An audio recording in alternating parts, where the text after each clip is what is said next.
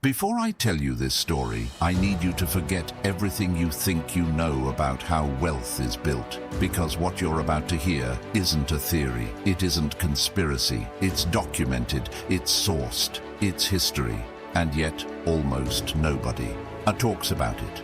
Here's the question that started this entire investigation. How did one family, starting with nothing but a coin shop in a Frankfurt ghetto, end up financing the railroads of 6 different countries simultaneously, while those same countries were borrowing money from that same family to pay for wars that the same family also financed on the other side? And how did that mechanism, that one financial loop, become the blueprint for the global debt system that has every single nation on Earth trapped inside it today? That's what we're uncovering today. Stay with me, because by the end of this video, the way you see your paycheck, your mortgage, your taxes, and your government's borrowing will never look the same again. To understand this story, we need to go back to 1744, Frankfurt, Germany. A small street called Judengasse, the Jews' alley, a ghetto, literally, walled in, gated at night. Jews living there were forbidden from owning land, forbidden from most professions, forbidden from leaving after dark. In this street, in a house marked with a red shield, a man named Mania Bauer was born. He would later change his surname to match that red shield above his door, Rothschild. Red Shield, Mayer's father traded coins, and young Mayer had a gift, not for spending money, for understanding it. He noticed something that most people around him completely missed.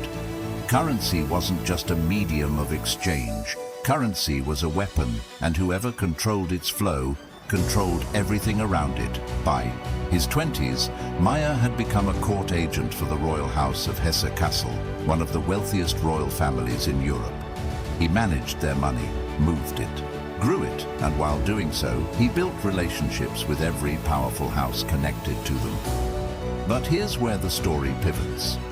Mayer had 5 sons, and before he died in 1812, he gave each one a city. Amschel stayed in Frankfurt. Salomon went to Vienna. Nathan went to London, and this is where the real story begins. Kalman went to Naples. Jacob went to Paris. 5 brothers. 5 financial capitals of Europe.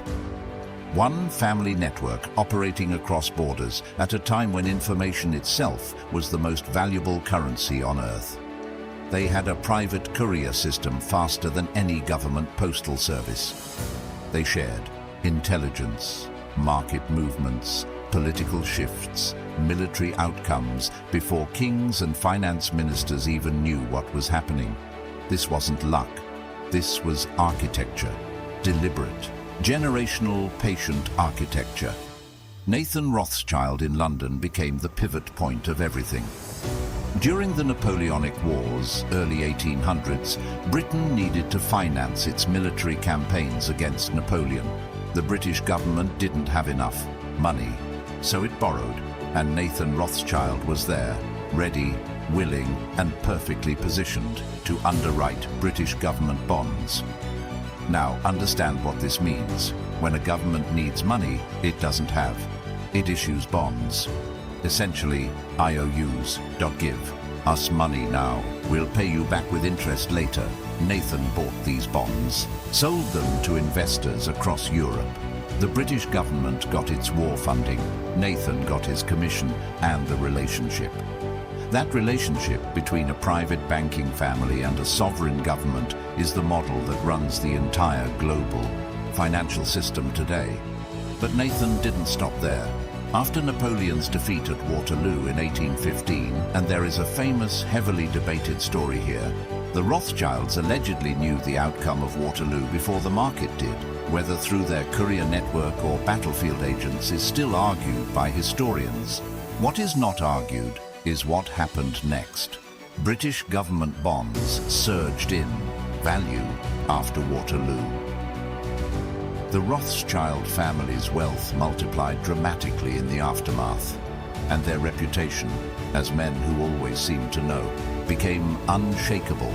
Governments across Europe didn't just want to borrow from them, they needed to. Austria, Prussia, France, Britain, Naples, all running to the same five brothers, all paying interest, all becoming, to varying degrees, financially dependent on a single private family network. This is the moment, early 1800s, that private finance and government power became permanently intertwined, and then the railways arrived. By the 1830s and 1840s, something extraordinary was happening across Europe and America. The Industrial Revolution wasn't just changing factories, it was demanding infrastructure on a scale no private individual could fund alone. Railways. Think about what a railway actually requires. Land acquisition, engineering surveys, steel production, bridge construction, station building. Labor at massive scale. The cost was incomprehensible for the era. Building a single major rail line could cost the equivalent of hundreds of millions in today's money, and who was positioned perfectly, almost suspiciously perfectly, to finance this explosion? The Rothschilds. By the 1840s, the family had financed railway networks across France, Austria, Britain, and beyond. They didn't just lend money for railways, they owned railway companies. They sat on boards. They influenced route decisions. They understood, before most governments did, that whoever controlled the railways controlled the movement of goods, armies, and information. But here's the part that nobody talks about in history class. The railways needed government-backed bonds to be viable. Governments issued bonds, backed by public tax revenue, to guarantee the railway loans. The Rothschilds and associated banking houses underwrote those bonds, sold them to investors across Europe, collected fees on issuance, collected interest on the debt, and in many cases held equity in the very railways. The debt was building, so follow this loop carefully. Governments borrowed money from private banks to build railways. Railways required ongoing government-backed debt to expand. The debt created interest obligations that governments paid from tax. Tax revenue came from citizens, workers, farmers, merchants. Citizens also used the railways, paying fares that enriched the companies. Those companies were partially owned by the same banking families that issued the debt. The citizen was at the bottom of every layer of this structure, paying taxes that serviced government debt, paying fares that serviced private equity, and borrowing personally. Mortgages, business loans from the same banking system. This wasn't coincidence. This was the first fully realized model of systemic debt capture. And once it was built, once governments, infrastructure, and citizens were all locked inside this loop simultaneously, there was no clean way out. The railway mania of the 1840s in Britain is one of the most instructive financial disasters in recorded history.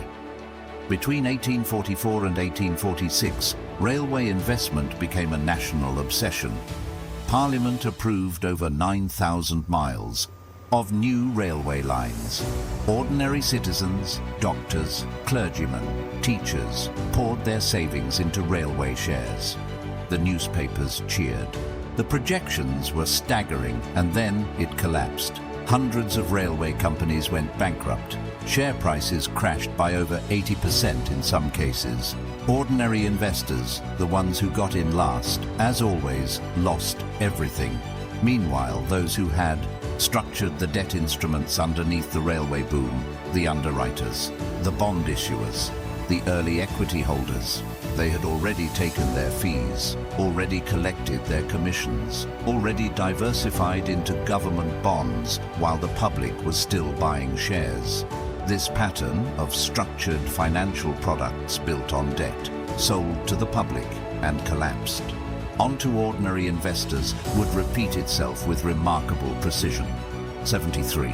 The Long Depression, 1929. The Great Crash, 2000. The dot-com collapse, 2008. The global financial crisis.